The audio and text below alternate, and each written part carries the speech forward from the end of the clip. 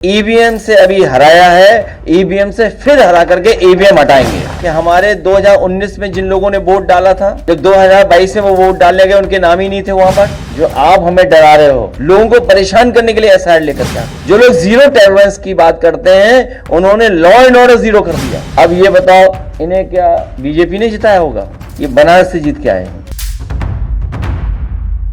कल एक बहुत डेवलप्ड कंट्री में चुनाव था, काउंसिल का चुनाव बैलेट से हुआ, सीक्रेट बैलेट से। इंग्लैंड में, यूके में कल बैलेट का वोट पड़ा है। पूरे इंग्लैंड ने वोट डाला है बैलेट। क्या हम इंग्लैंड से आगे हैं? और ये मांग बहुत पुरानी है, हमारी समाजवादियों की मांग है। जब अमेरिका, जापान, जर्मनी, इंग्लैंड, और इंग्लैंड ने तो कल ही वोट डाला है। मैं बात इसलिए कह रहा था कि शायद कल रिजल्ट देखते रहोगे आप बैलेट का, तो बैलेट से वोट पड़े, ये मांग हमारी रहेगी। लेकिन जो आप हमें डरा रहे हो, हम सबका भरोसा जीत करके कह रहे हैं कि ईवीएम से अभी हराया है, ईवीएम से फिर हरा करके ईवीएम हटाएंगे। और दूसरी बात, हमें किसी ने जिताया नहीं। बीजेपी इतनी भोली वाली नहीं है, बीजेपी इतनी भोली वाली नहीं कि हमें जिता दे।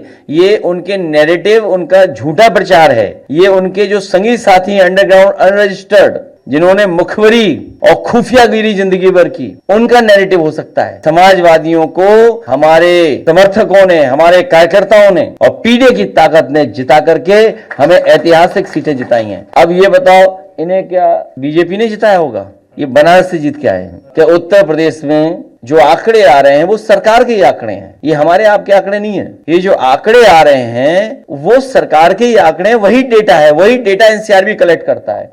और अगर मैं थोड़ी देर के लिए महाराणा प्रताप जी की अगर तस्वीर हटा दूं, और बीबीसी ने जो जारी किया है कि हमारी महिलाएं और बेटियां कितनी असुरक्षित हैं, अगर वो देख लीजिए आप डेटा। अब ये कहेंगे यूपी हमारा नंबर 1 आबादी में ज्यादा है इसलिए हमारी संख्या भी ज्यादा है। ये कोई तर्क नहीं हो सकता है। जो लोग जीरो टॉलरेंस की बात करते हो, जो लोग जीरो टॉलरेंस की बात करते हैं, उन्होंने लॉ एंड ऑर्डर जीरो कर दिया। वो भेदभाव के अलावा कोई दूसरा काम नहीं करते। आपको याद होगा कि 2022 में हम लोगों ने आरोप ये लगाया कि समाजवादी पार्टी के वोटरों के नाम डिलीट किए गए। जब लोग पहुंचे वोट डालने तो पता लगा उनका वोट ही नहीं है वहां पर, और कई लोगों को इधर उधर दूसरे बूथों पे जाना पड़ा। तो दो तरह की जो चीजें थीं, केवल दो ही हम चीजें बता रहे हैं अभी, तो और भी कई मैनिपुलेशन किए उन्होंने।